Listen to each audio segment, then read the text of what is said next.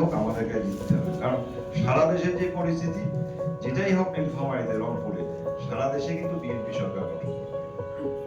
এখন বিএনপি যদি সরকার গঠন করে আমরা নীলফামারীতে যদি পিছিয়ে পড়ি, তাহলে ক্ষতি আমাদেরই হবে। সেই অবস্থা থেকে আমরা চাই, আমরা শুধু সদর না, আমরা গোটা জেলাকে নিয়ে চিন্তা করি। গোটা জেলাকে যে 30টা মহাপরিকল্পনা হবে, এখানে চাইনিজ দিনের প্রজেক্টটা যদি হয়, এটা একটা বিশাল যজ্ঞ, কত মানুষের এখানে কর্মসংস্থান, এখানে রিভার ট্রেনিং হবে, দুই ধারে ধার হবে, দুই ধারে বাঁধ হবে, তারপরে সেখানে আস্তে আস্তে প্ল্যান্ট সিটি গড়ে উঠবে, সেখানে ইন্ডাস্ট্রিয়াল সিটি হতে পারে, সেখানে আবাসনের জায়গা হতে পারে।